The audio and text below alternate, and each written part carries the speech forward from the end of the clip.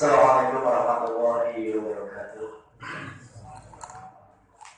Alhamdulillahirabbil alamin wassalatu wassalamu ala asyrofil anbiya'i wal mursalin wa ala alihi wa sahbihi ajma'in wa ba'du.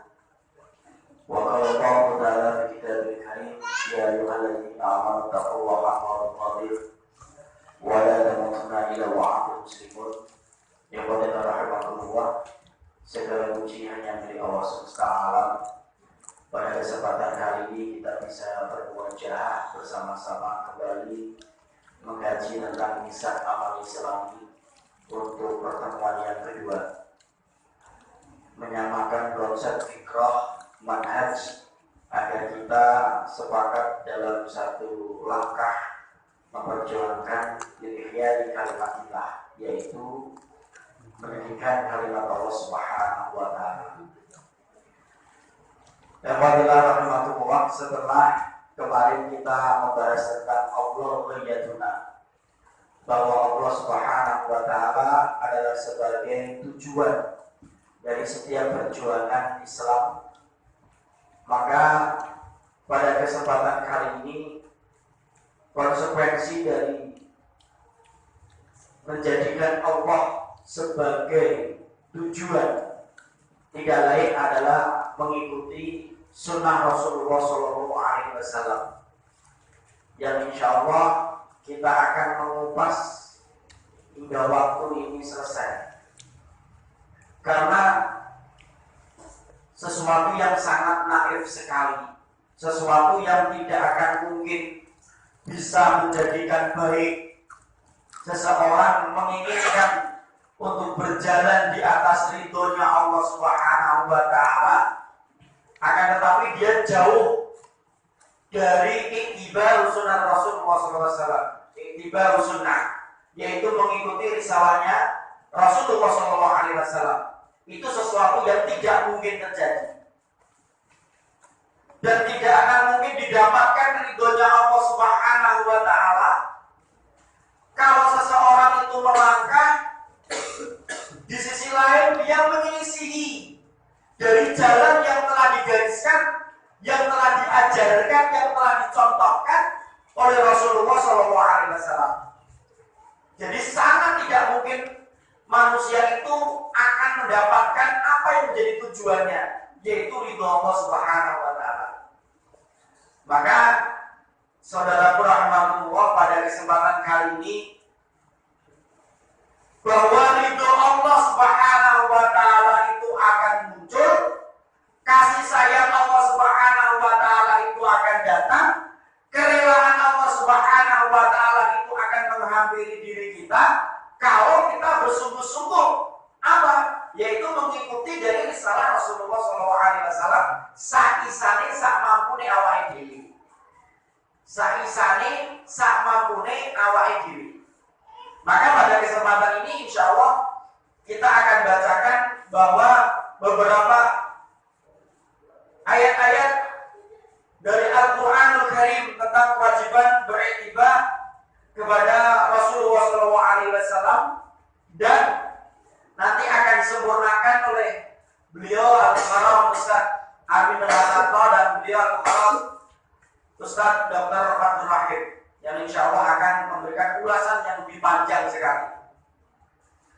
Ikhwanilah rahimahumullah, Allah Subhanahu wa ta'ala berfirman dalam surat Al-Imran ayat yang ke-64, Qul ya ahlal kitabi ta'alu ila kalimatin syawa' bainana wa bainakum ala na'budu illa Allah wa la nusyriku bihi syai'a wa la yattakhidha ba'duna ba'dan arbaba min dunillah fa in tawallaw faqulu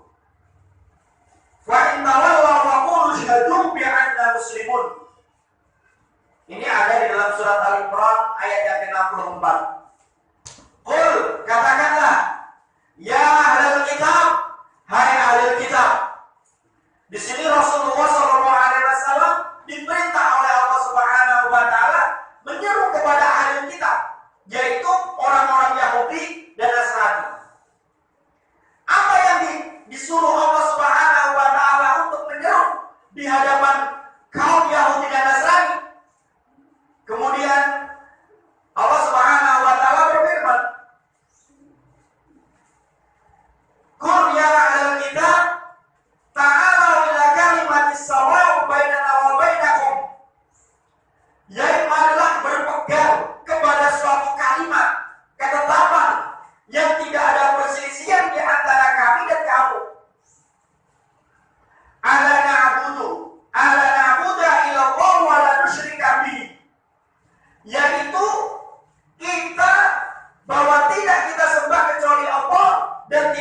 persekutukan dia dengan sesuatu apapun. Fala yattakhidha ba'duna ba'dhan arbaba min dunillah.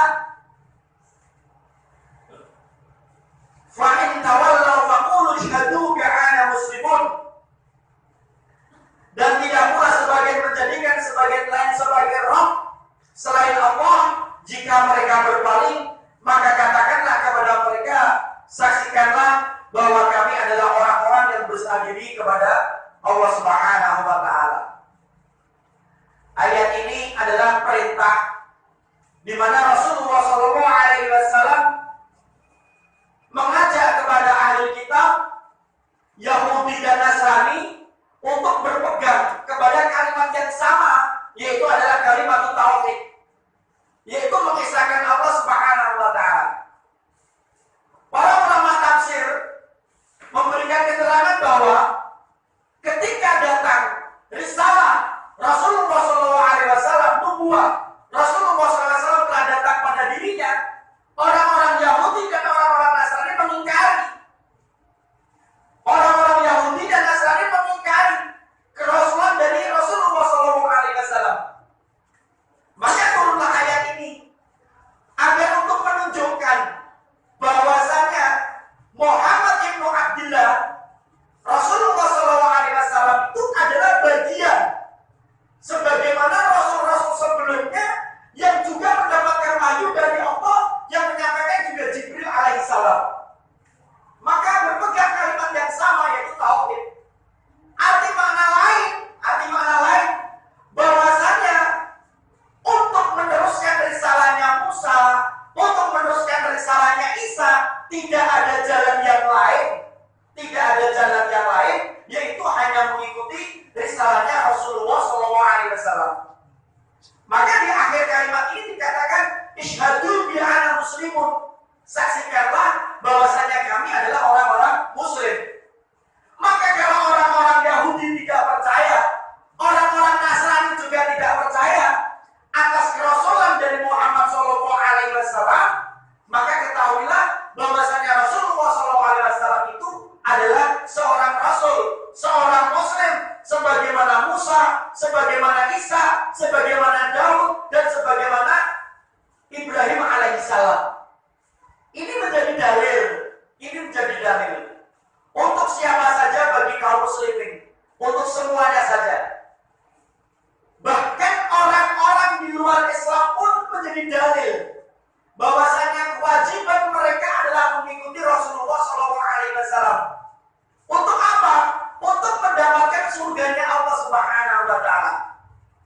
Orang-orang Nasrani tidak akan mungkin masuk surga, dan tidak akan mungkin orang-orang kafir Nasrani mendapatkan surganya Allah tanpa mengikuti dari risalah Rasulullah SAW. Orang-orang Yahudi tidak akan mungkin mencium dari bau surga tanpa mengikuti dari risalah Rasulullah SAW. Begitu juga mereka, kita yang hari ini mengingkarkan kalimat asyhadu an la ilaha illallah wa asyhadu anna Muhammad Rasulullah, tidak akan mungkin kita ini bisa masuk ke dalam surganya Allah Subhanahu wa Ta'ala kalau tidak mengikuti jejak dari risalah Rasulullah SAW ini, yaitu berpegang teguh kepada Al-Quran wa sunnah Rasulullah SAW. Karena ini adalah dua wahyu, ini adalah dua waris yang telah ditinggalkan oleh Muhammad ibnu Abdillah. Rahimahumullah. Kemudian banyak sekali di dalam ayat-ayat Al-Quran yang menunjukkan wajibnya taat kepada Rasulullah SAW. Dan dia wahai dewi kita di wong Islam memang harus mengagungkan Rasul, wajib. Mengagungkan Rasulullah SAW itu hukumnya wajib. Menjaharkan terang-terangan menjaharkan senang karena Nabi itu hukumnya wajib. Bukan ciri lagi, wajib. Maka karena itu adalah kewajiban, mengikuti Rasulullah itu adalah kewajiban, maka dibutuhkan ilmu. Agar manakala kita meniti jejak Rasulullah SAW nanti di tengah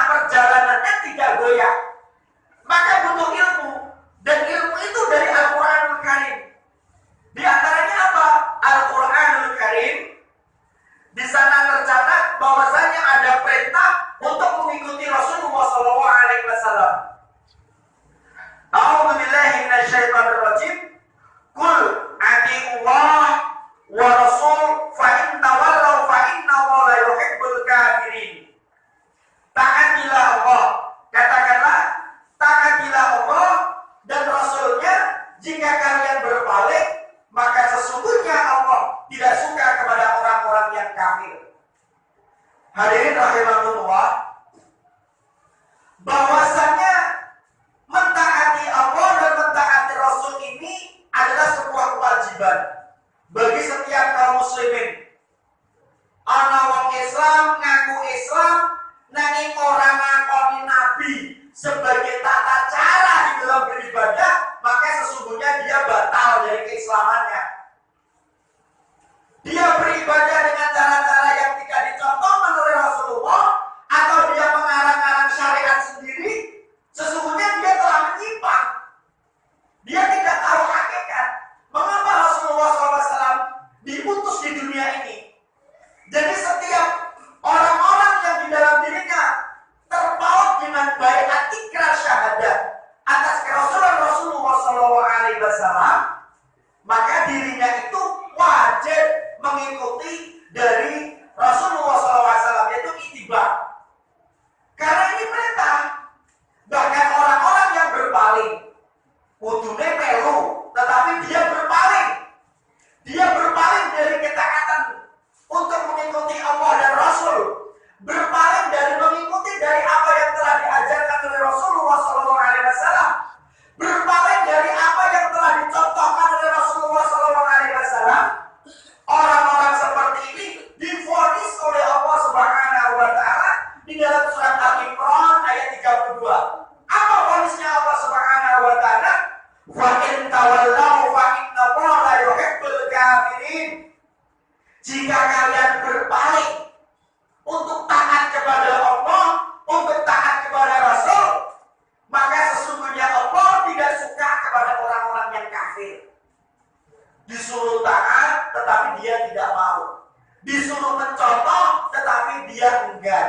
Disuruh dia mengikuti, tetapi dia justru membangkang. Maka orang-orang yang dia membangkang, dia bantah, dia malas kepada Rasulullah SAW, dia tidak mau taat kepada Rasulullah SAW, maka dia termasuk melakukan amaliyatul kufur. Kufur dia, kafir dirinya. Meskipun nanti pembahasannya apakah dia kufur dunia kufrin atau dia kafir murtad. Apakah dia melakukan kekufuran tetapi masih sebagai orang muslim karena kekufurannya itu tidak sampai menjadikan dirinya murtad, atau bisa jadi dia murtad beneran, dia keluar daripada Islam. Jadi rahimahullah, masalah ittiba, masalah sunnah ini tidak bisa disepelekan. Karena sunnah yang dimaksudkan di dalam kalimat ini bukan sunnah yang dipahami oleh ulama-ulama fikih, yang artinya kalau dilakukan dia mendapatkan pahala, kalau ditinggalkan tidak apa-apa. Bukan sunnah itu. Itu adalah sunnah yang dipahami oleh ulama-ulama fikih. Akan tetapi tentang permasalahan sunnah ittibaul huda, mengikuti daripada petunjuk yang digagas dikonsep dalam amal Islam ini adalah bagaimana seorang muslim itu benar-benar, bagaimana seorang muslim itu benar-benar di dalam hatinya, di dalam dirinya mempunyai etikot yang kuat, mempunyai semangat yang hebat di dalam mencontoh Rasulullah SAW. Minimal adalah permasalahan yang itu adalah masalah-masalah pokok, masalah-masalah pokok, masalah-masalah yang tidak boleh ditawar-menawar, masalah-masalah yang di dalam dirinya tidak boleh untuk ditinggalkan. Karena kalau ditinggalkan itu akan menjadikan terbantah, tertolak. Apa yang dilakukannya itu tidak diterima oleh Allah Subhanahu wa Ta'ala. Minimal itu. Meskipun yang kecil-kecil belum mampu, meskipun yang kecil-kecil yang sulit-sulit, yang macam-macam belum mampu, tapi minimal yang besar-besar, yang pokok-pokok, masalah-masalah yang manusia meninggalkannya, dia akan divonis oleh Allah Subhanahu wa Ta'ala sebagai orang-orang yang kufur. Contoh, dirinya melakukan sholat, tetapi sholatnya dia tidak sebagaimana apa yang telah dikoridorkan oleh Rasulullah SAW, dia ketolak amalannya dalam masalah pokok. Dia memakai sembahyang, memakai sholat dengan cara yang di luar apa yang dilakukan Rasulullah SAW dalam hal-hal yang lainnya. Begitu juga dengan yang lainnya. Ini adalah masalah yang sangat penting rahimahullah. Maka wajib bagi kita sebagai aktivis Islam menjadikan ini barometer dari setiap perjuangan kaum muslimin. Kalau sampai ada di dalam diri manusia, dia mengaku memperjuangkan Islam, dirinya mengaku bahwa dirinya mencintai Islam, tetapi dia meninggalkan jauh-jauh tentang masalah Islam, yaitu tentang ittiba Rasulullah, ittiba Nabi, maka sesungguhnya dia telah menjadi pembohong besar. Karena sekarang muncul orang-orang yang mengaku dia mencintai Quran, orang-orang yang mengaku dirinya mencintai Islam, orang-orang yang mengaku dirinya mencintai untuk menuju kepada jannah, tetapi dirinya tidak menerjunkan di dalam ittiba'u sunnah Rasulullah SAW. Maka sesungguhnya orang-orang yang seperti ini adalah bohong belaka. Tidak mungkin orang bisa melakukan syariat Allah, tidak mungkin dirinya bisa melaksanakan Al-Quran tanpa ada pedoman dari Rasulullah SAW. Sedangkan Al-Quranul Karim ini menggambarkan secara global. Adapun yang masalah kecil-kecil dan masalah kaifiah lebih banyak diterangkan di dalam sunnah Rasulullah SAW. Ini permasalahan yang sangat penting dan masalah pokok. Begitu juga di dalam memperjuangkan Islam. Begitu juga ketika dia ingin memperjuangkan Islam. Tidak mungkin seseorang yang mencintai Islam sedangkan dia mengingkari apa yang telah dilakukan oleh Rasulullah SAW. Mengikuti jalan-jalan orang kafir, mengikuti jalan-jalan orang sekuler, mengikuti jalan-jalan orang-orang komunis, mengikuti jalan-jalan orang ateis untuk memperjuangkan Islam, itu adalah sebuah kebodohan. Dan tidak akan mungkin orang itu mendapatkan kemenangan apabila dirinya meninggalkan jalan yang telah dibangun oleh Rasulullah SAW. Tidak akan mungkin. Perjuangan Islam ini menang kalau dirinya mengikuti di atas jalan Rasulullah SAW, yaitu dengan dakwah dan jihad. Karena Islam itu menang karena tinta hitam para ulama, oleh tetesan air mata orang-orang soleh dan tetesan darah para mujahid. Islam tidak akan mungkin menang dari daripada itu. Jadi bagaimana para ulama telah menuliskan di dalam tinta-tinta hitamnya, di dalam sebuah kitab-kitab, kita baca bagaimana orang-orang soleh dari zaman dulu sampai sekarang dia telah mendoakan untuk kemuliaan Islam, untuk kemenangan Islam, sehingga Allah kabulkan.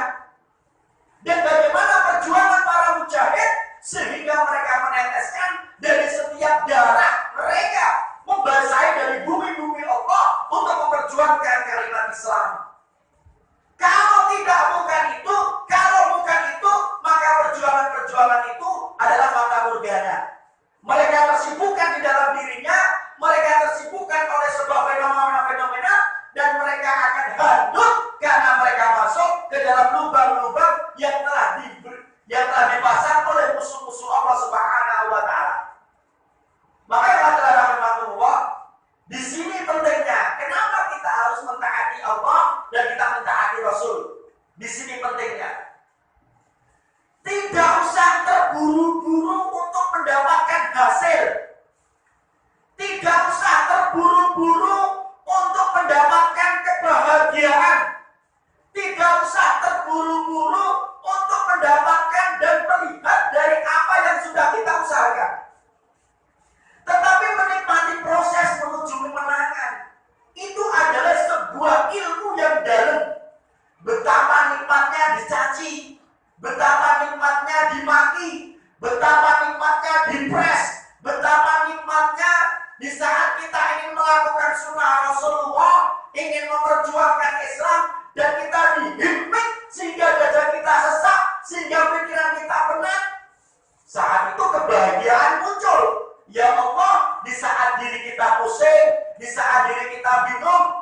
masih di atas sunnah dan dalam rangka memperjuangkan Islam.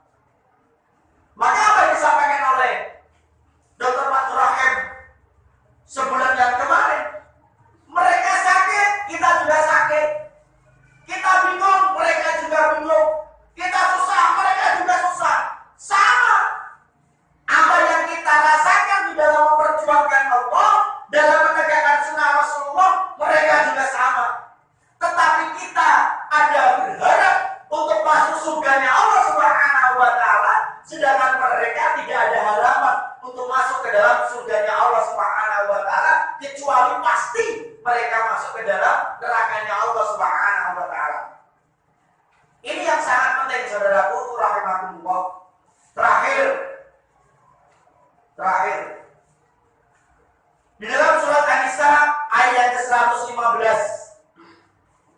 Allah Subhanahu wa Ta'ala berfirman, "Wa ma yushaqiqir rasulu min ba'di ma tabayyana lahul huda wa ma yattabi' ghaira sabilil mu'minina nuwallihi ma tawalla wa nuslihi jahannam wa sa'at masira."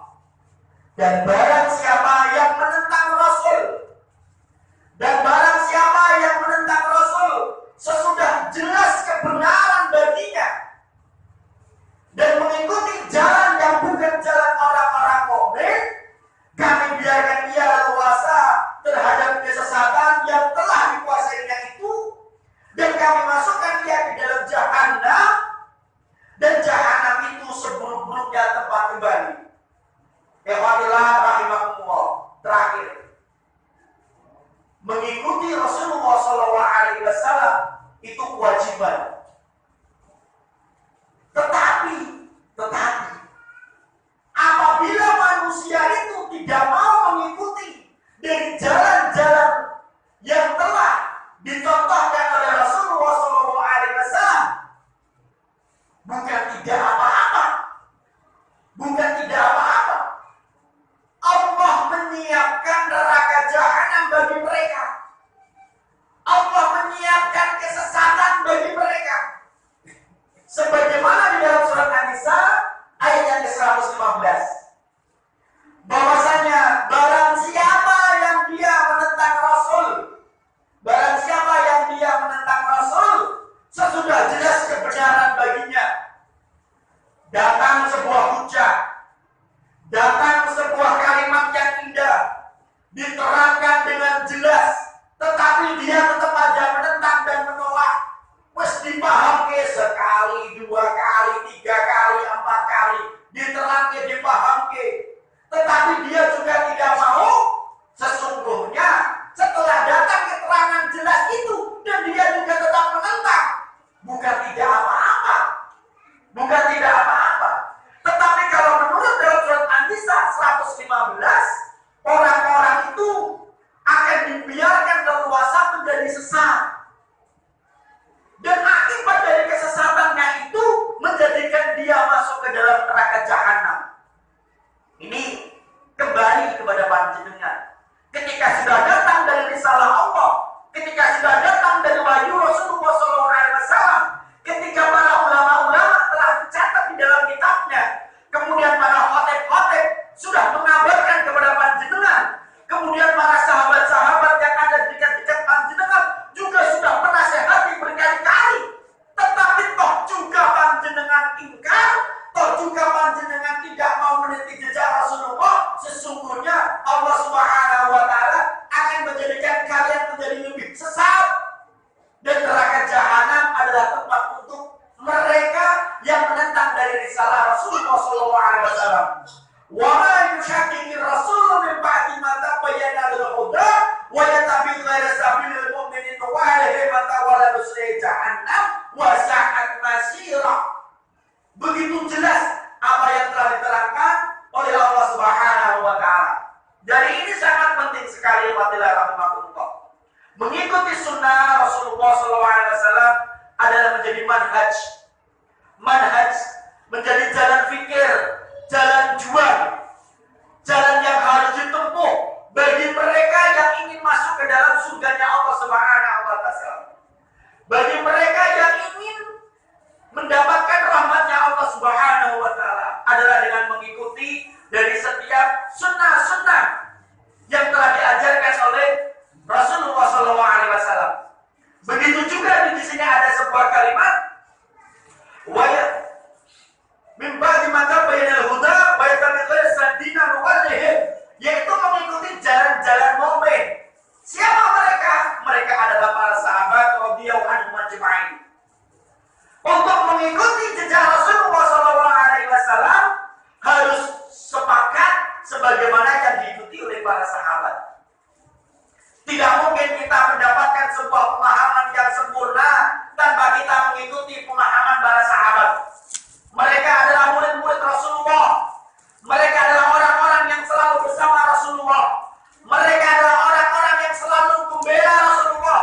Mereka adalah orang-orang yang selalu ada di samping Rasulullah SAW.